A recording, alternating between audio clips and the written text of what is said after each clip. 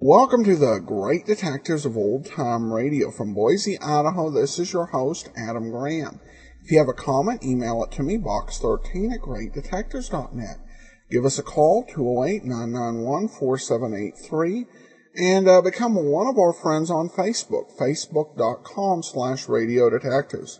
Today's episode is brought to you by the financial support of our listeners. Thank you so much for your support. And I want to especially thank the Wilson family in Long Beach for sending a donation. And we'll be sending along access to our premium site, which we do with all donations of $7 or more.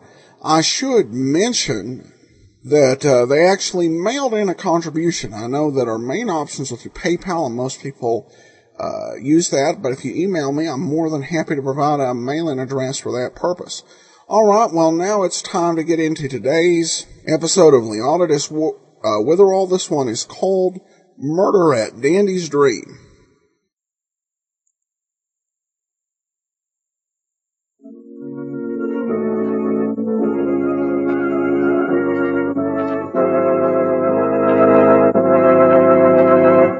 We present the distinguished American actor Walter Hampton in The Adventures of Leonidas Witherall.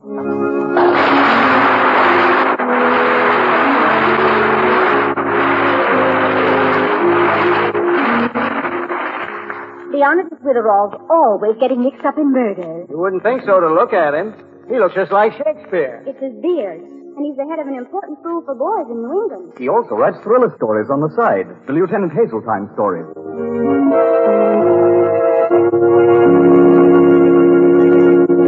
And to escape from this intense activity, Leonidas has just gone to the mountains for a brief rest. Isn't that right, Mr. Hampton? Exactly. Mr. Witherall's close friend and valuable housekeeper for the neighborhood, Mrs. Malick, went off to Dandy's Dream Domicile, a resort in the mountains where she's been combining work with pleasure. On the basis of her recommendation, Leonidas has gone there himself for a short vacation. But he hasn't been there more than a few minutes when, standing on the porch with Mrs. Malick, the calm of the mountainside is shattered by a fire alarm. There's a fire, Mr. Witherall. Why, it's that cabin right across the road. See it? Yes, we'd better go over, Mrs. Malick. We might be able to help. Oh, how far is the fire station, do you know? Oh, it's about 5 miles away. They probably won't get here for a long time. Pretty bad fire. Wonder if anybody's in that cabin. Well, I can't see. Account of the flames. There is someone inside. It's a man. Good gracious. See him? He's just coming out. Yes. Looks weak, too. He's staggering here. Oh, please, help me. That's all right. I've got hold of you. Take his other arm, Mrs. Malick. No. I've got to go back inside. My diamond's in there. A diamond's not worth risking your life for, man. Now, just lie down on the ground. I've got to get my diamond. It's worth a fortune. Fortune? There comes the crowd from the main house. They'll help. Better bring your bucket.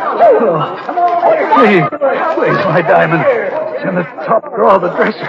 It'll burn. All right. It's so important, I'll try. Look after Mrs. Malick. I'm going into that cabin. No, wait. You'll be killed. Hey, where's that fella going? Is he crazy? He's heading right for the fire. Mr. Witherall. Someone's in the cabin. Oh, it's hard to spot him with all those flames. Hey, what's going on here? Somebody called in there? No, no one's in there. He went to get something. Oh, must be something valuable. I wouldn't go in there for $1 million. Well, maybe that's what it's worth. What? What did you say? Nothing. You just keep moving those buckets. Did he go in? What's happening? I see him. Come on, Mr. Witherall. Get up, Mr. Witherall. Get up. He's okay. He's okay. Get up. Hey, wait. Here he comes. Are you all right? What? Are you all right? I'm all right, yes. Overheated, but otherwise fine. Did you get my diamond? Yes, I did. Oh, I don't know how to thank you. Here it is, Mr. Button. My name's Button. Might we discuss this later, Mr. Button, in private? Because when I found your diamond, I made a startling discovery. Amazing, Mr. Button. Positively amazing.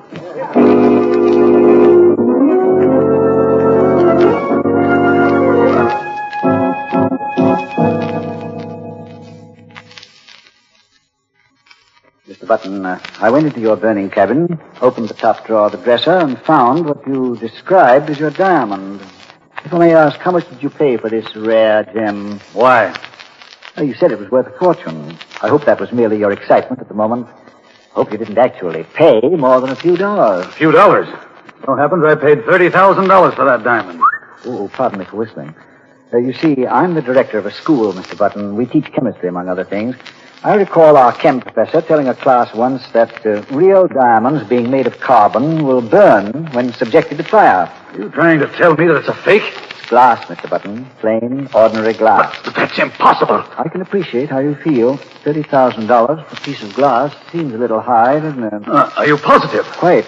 Now, you should be more cautious when you go shopping. Well, I'll ruin him. I'll kill him. Whom? I am Mr. Dandy. The manager of this retreat? Retreat. I wasn't supposed to tell anyone where I got this, but I will.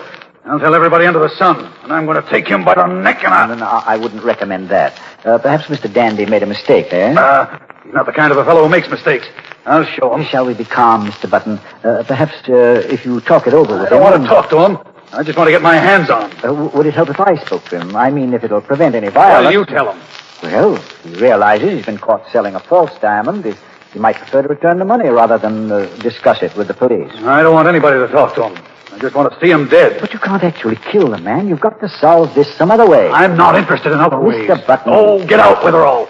And keep your mouth shut. Interesting suggestion. But surely you're not going to... Never mind what I'm going to do. Shall we be calm, Mr. Button? Oh, get out. All right, I will. But before I go, I may tell you I'm not going to leave this problem this way. What are you going to do? In your own words, Mr. Button, just you never mind what I'm going to do.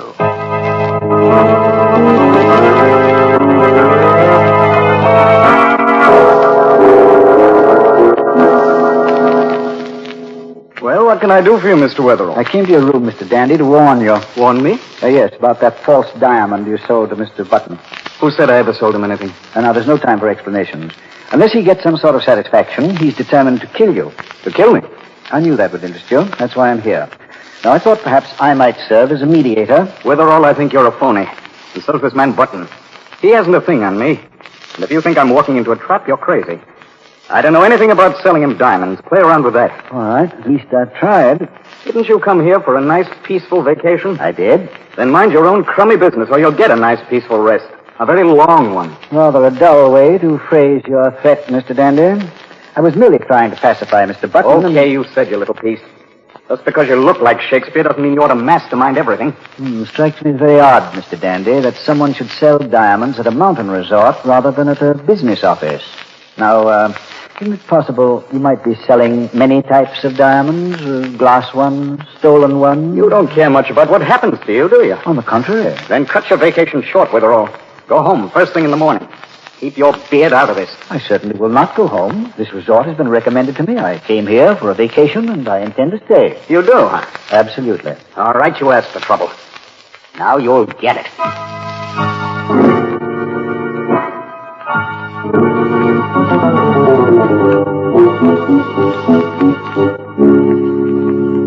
Mrs. Malick, what are you doing peeking through the keyhole of that room? Shh. Very interesting. What is it? The conversation in there. Oh, that's bad manners. It's a man and his daughter. And what a fight they're having. Now, you shouldn't listen to family quarrels. How dare you say that, Loretta? How dare I? I'll say it again.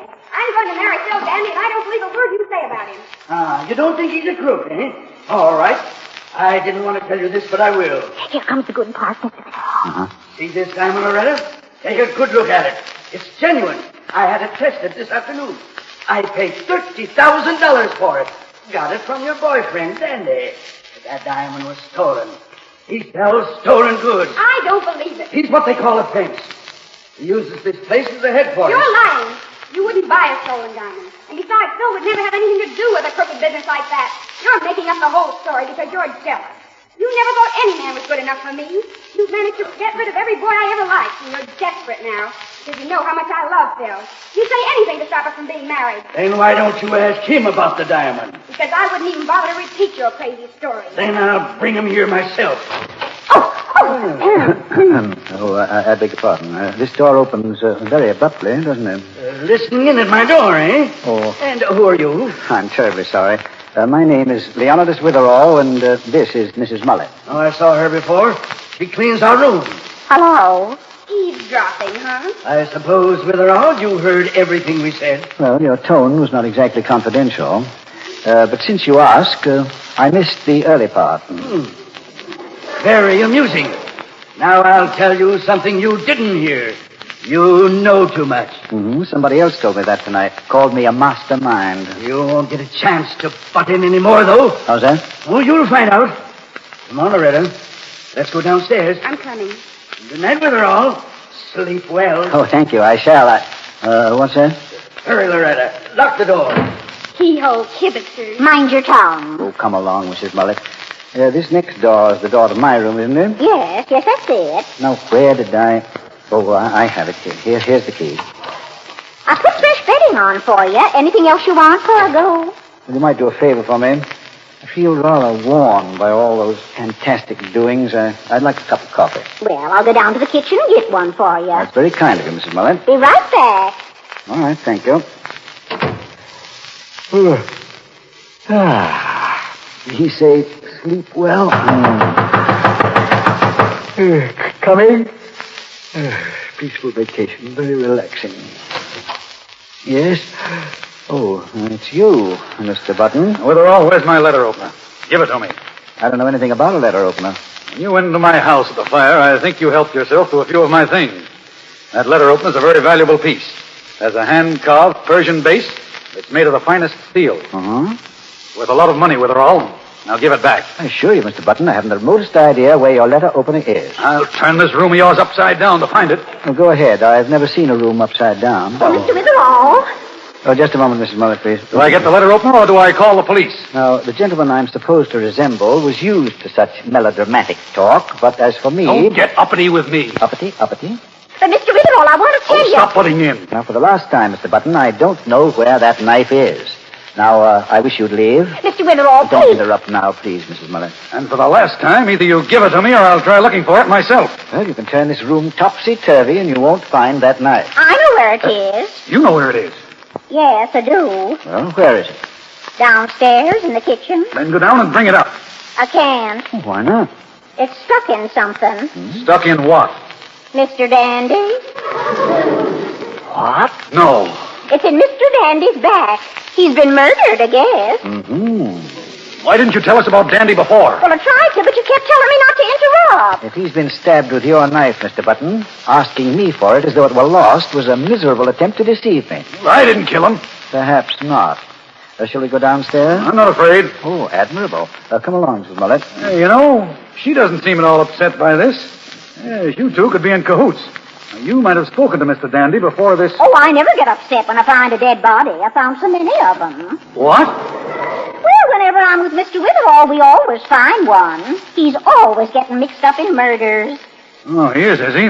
That's quite a character reference. Well, Mr. Witherall's quite a character. Ah, thank you, Mrs. Malick. Now, Mr. Button, shall we go downstairs and see your letter opener? Lost objects turn up in the most curious places, don't they?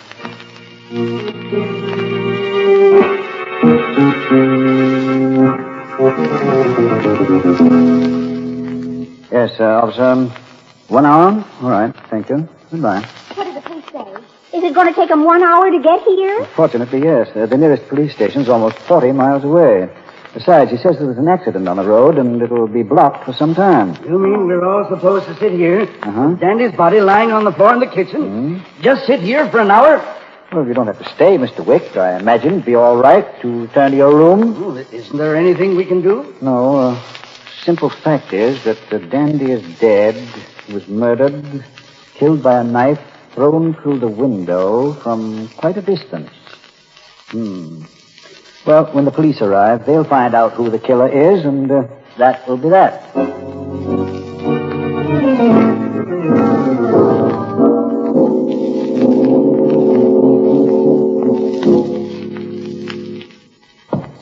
What are you doing that for, Witherall? Playing beanbags? Oh, just for fun. You seem pretty cool, Witherall. Oh, I don't see any reason to be excited, Mr. Button. Do you? With a murder staring everybody in the face? Somebody in this room's a killer, and you're just standing there. Tossing those silly beanbags into that hat. In moments of tension, I find it relaxes me to do something like playing beanbag. You just try to throw the bags into the hat, Mr. Witherall? Yes, that's the whole object of the game. No significance in it being my hat. Want to try it? Beanbag? Now? Very silly for a man who looks like Shakespeare. I'd suggest you try it too, Mr. Wick. We might all play a game to take our minds off this crime. Or is there someone who's too nervous to play? I'm not. Well, I've nothing to worry about. I'll play. So will I. Fine. I'll start, eh? Now, here she goes. Ah, perfect. Didn't even touch the rim. 1 point for me. Oh, Miss Wick, watching? Loretta. Oh, yes, sorry, I'm watching. You seem rather distracted. Wouldn't you be if someone you loved had just been killed? Yes, or if I discovered someone I loved was a crook and had lied to me. Are you implying that my daughter had something to do with Dandy's murder? Anyone could have, couldn't they, Mr. Wick? Anyone here? My second shot, pardon me. Oh. Loretta never even dreamed of killing Dandy. 1 point and 1 miss for me. Oh, yes. She never dreamed of it, but then the information that he was a criminal could have been extremely infuriating. Will you stop that? Why don't you just play beanbag with her all and stop playing detective? That's all I'm doing, Mr. Button. Mr. Wick, try a couple of shots? Oh, I'm not very good at this sort of thing. Come on, try it anyway. All right. Here goes. What's the matter, Wick? You nervous? The hat's over there. Oh, I think he's just a bad shot. Try another one, eh? But I'm no good at it. Oh, hurry up. I'm waiting for my turn. Well, all right. Way off, Mr. Wick, way off. He's hopeless. Let me try it. It was my turn next. Lady, you can wait. Well, Okay. Bullseye. Now, the next one. oh, stop it. Stop it. Oh, something wrong, Miss Wick? You've got to stop playing this game. You've got to. I can't stand this. Well, what's got into her? If we stop now, I'll never get my turn. Oh, don't. Please don't play anymore. Incredible that beanbags should be so nerve-wracking. You respond to all sports with equal sensitivity? It's just too grotesque. Playing a children's game with a murdered man in the house. Very well. If it's so upsetting to you, we'll give it up. Suppose we go to our respective rooms and wait for the police. Come on, Dad. Let's go. I'll be in my room if you want me. You going upstairs with her all? In a second. My daughter and I'll be in our rooms when the police come. Strange man. Playing beanbag. We'll go upstairs too, Mrs. Malick. Then I'm coming down. Alone. What?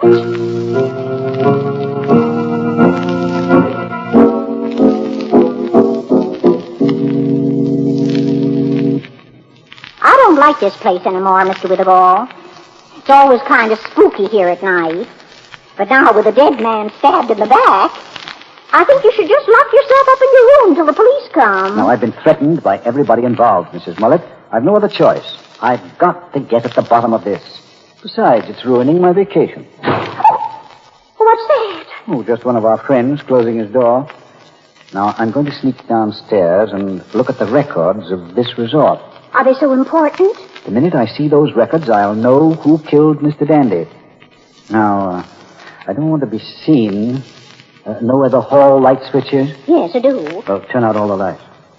There. That's it. Now, here. Wait. What's that? Oh, just the wind. Sounds like someone wailing in agony. Now, Mrs. Malick, you're talking like a character in my Hazeltine stories. Agony or not, I'm going down. The desk where the records are is right at the bottom of the stairs. I know.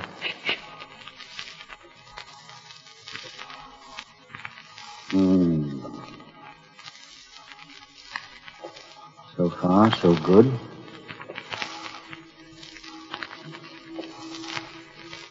Now, where are those files? Oh.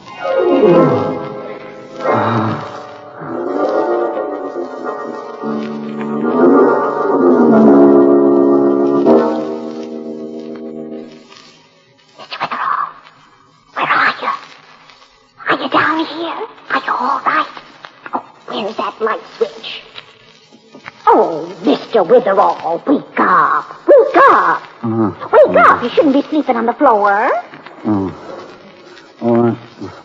My head. Oh. Yes? You were down here so long I got worried, so I came after you. How'd you ever fall asleep on the floor? I didn't. I was struck over the head. With this, I guess. That beanbag? Why, it's loaded. Feel it? My. Someone probably threw it at me. Why, they might have killed you. Yes. Quite a good deal of expert throwings being done tonight. Now let me see those files. Aha. Some pages have been torn out. Well, there's only one chance left. Let me see this list of guests. 1943, 1942, 1940. I see. Oh, Mrs. Mullet, I feel a bit dizzy. Would you take that telephone and make a call for me? Well, sure. Who do you want to speak to? Well, I want long distance. Mr. Paul Scoot, Omaha, Nebraska. Numbers Greenfield 986. Who in the world's he? What's he got to do with it? Well, his name and address and phone are here in the records. He was a guest in 1940. Operator, long distance, please. Now, it's very important I speak to Mr. Scoot. But why do you... Oh, excuse me. Long distance? I want Omaha, Nebraska. Greenfield 986. This is roadside 72367. Yes, I'll wait. Mr. Witherall, why do you want this, Mr. Scoot? Well, he's going to tell me who the murderer is. A man who isn't here at all? A man in Nebraska? Do you feel well, Mr. Witherall? Well, a bit shaky. Yes, it's what I thought. Calling someone in Nebraska to ask them who did the killing tonight. Oh, hello. Just a minute. Hold on. Here. Oh, Mr. Scoot, this is strange, I know, calling you long distance this hour. My name is Leonidas Witherall. I'm calling from Dandy's Dream Domicile. You were here once, weren't you? Yes. Well, I wanted to ask you a question. Now, it's terribly important. Tell me, did you ever play Beanbag? My, you are busy. No, this isn't a joke, Mr. Scoot. Who'd you play with? Uh-huh. And who won? Poor Mr. Witherall. I see. Yes.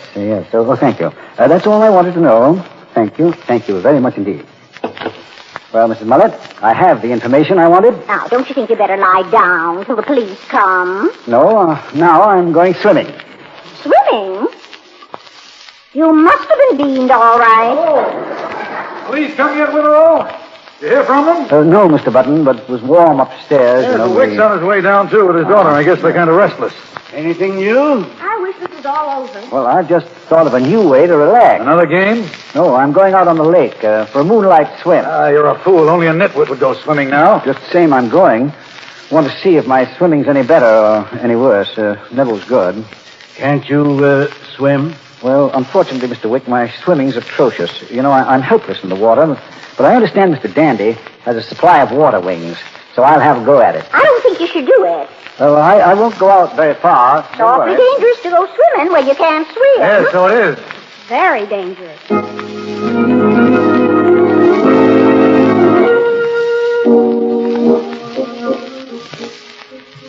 I'll stand here on the dock, Mr. Witherall. You call help if you have any trouble. Water wings on tight? Yes, all right. Perfect. Here goes. Be careful, don't go out too far. Well, I'm safe with these water wings. Don't worry. Oh, I can hardly see you. Ooh, water. Marvelous. You might catch cold. Ever think of that? I think you might catch cold. Can you hear me? Mr. Witherall, what was that? Water wings all right? I could see them like white sticks before, but I can't see them now. I can't see anything out there. Mr. Witherall, where are you? What's happened? Help! He's drowning! What's wrong? What is it? Did you say he's drowning? He went out with water wings. I could see him. And then there was kind of a funny noise, like a balloon breaking. And I couldn't see the wings anymore. I couldn't even see him. He must have gone under. And he can't swim. Well, is there a boat around? I can't swim well enough to rescue anyone. Oh, you hear that? It's the police. Oh, never mind the police. Mr. Witherall's drowning. Well, someone's got to help him. I'll look at the other side of the beach house. I think I saw a canoe there. All right, here's the police. Maybe they can pull him out. Help! He's drowning! All right, we heard you. Where is he? Just a short way out, officer, straight ahead. There's still time. He's only been in a few seconds. Bob, Willie, fella's drowning out there. Go get him. Right, just get me coat off. Oh, Officer, glad to see you. You're just in time. Mr. Witherall. What? Well, where did you come from? We thought you were drowning out there. We got a call someone's been murdered. Who was it? Where is he? Well, his name's Dandy, officer. He's in the kitchen. I'll get a towel, stand in there in that dripping bathing suit, and don't put that knife in your mouth. Need my hands to wring out this suit. How'd you get back up here in the dark without our seeing you? Swam underwater to the other side of the landing. Then you can swim? Huh? Oh, officer, you'll be interested in this knife. I'll take it. That's my letter opener. But I thought it was... Sticking in Mr. Dandy's body, Mr. Button? It was. How'd you get it? It was thrown at me while I was out in the lake by the same person who killed Mr. Dandy. Oh, the idea was to puncture my water wing. Thinking I was unable to swim, the killer thought I'd drown. The knife would be lost in the water, and my death would be called an accident. Water wings broke, they'd say. Very neat trick. Who did throw that knife? Oh, the champion. It would take a wonderfully controlled hand to throw a knife as beautifully as the one that did away with Mr. Dandy and a loaded beanbag that knocked me unconscious before. Knocked you unconscious? Matter of fact, the shot that just punctured those wings was pretty marvelous, wasn't it? Marvelous. Come on, tell us. Who was it? Now, when we played Beanbag tonight... Beanbag? What's that got to do with it? Well, when we played, I was looking for someone who'd be very poor at the game. But you said you were looking for a champion. Precisely. But would the champ advertise his skill? No. He or she'd be anxious to conceal it. I noticed who was particularly bad and then checked up. I thought the club records would list great athletic achievements for each season. What'd you find? Well, I was interrupted in my research, and the pages I needed were torn out. But when I revived, I realized that I didn't need them after all. Now, all I had to do was to call someone who'd been a guest in recent years. They'd know the name of our missing champion. So I telephoned a very obliging gentleman in Nebraska. He told me. Who was the champion? You know very well what the name was, Miss Wick? She killed Dandy with my letter opener to pin the blame on me. She didn't do it, Mr. Button. The father did. Mr. Wick. You can't prove a thing. You haven't any evidence. Beg your pardon, I just handed the evidence to the officer. This letter opener, huh? Yes. You'll find Mr. Wick's fingerprints on it, officer. After it hit my wings, I dove down and retrieved it. Fingerprints don't come off in the water, you know, Mr. Wick. Very nice, Witherall. Let's go, Wick. My boys will take care of the corpse. Go in the kitchen, fellas. Mr. Wick, I'm surprised at you. You shouldn't have fallen for my trap. It was so obvious. Trap? Yes, the swimming. You know, I'm a champ myself. Get in my car, Wick. You come too, Witherall. You rate all the credit. Oh, I don't want any credit, officer. I just want to... What? To finish my swim. I came here for a vacation, didn't I? Anybody want to see me do a swan dive?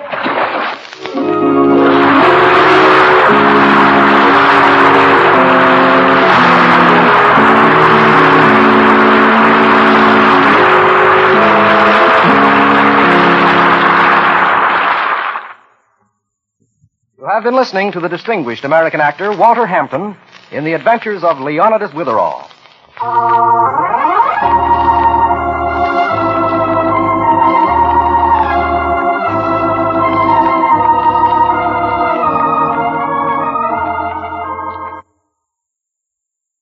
Welcome back. I love the comic effect here where Mrs. Mullet's like, oh, I'm not bothered when I find a corpse anymore. Been working around Mr. Witherall for long enough. And this is definitely a lighter detective show. It shouldn't usually take itself too seriously, and it does a good job of that here with some crazy steps to solve the crime that actually end up working out. So nicely done. All right, well, now we do turn to listener comments and feedback. Joel comments regarding our first episode. I enjoyed Leonidas Witherall. Great performances and well-produced and edited program. I'm looking forward to more. Well, thanks so much, Joel. And one thing I've really somewhat regretted about the way the show began is that we uploaded that first episode just when all of the craziness was going on with the website. So I was concerned people would kind of miss that. I hope folks are enjoying the program. It's only going to be with us for a grand total of 7 weeks. So, if you don't appreciate it from the beginning, you might miss out entirely on being able to enjoy it. Okay, well, in the radio program, it mentions how Walter Hampton was a distinguished American actor, and as I've mentioned, that was definitely true. One thing was, he was considered his generation's definitive Cyrano de Bergerac. He played that role in several Broadway performances, starting in the early 20s and going into the mid-30s, so over a course of about 13 years. Well, he actually brought his role of Cyrano de Bergerac to radio.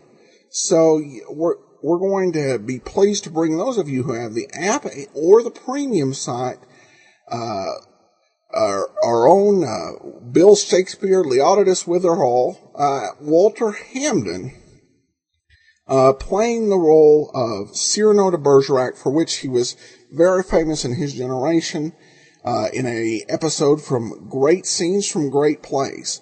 So, if you've got the app or the premium site, be sure to avail yourself of that.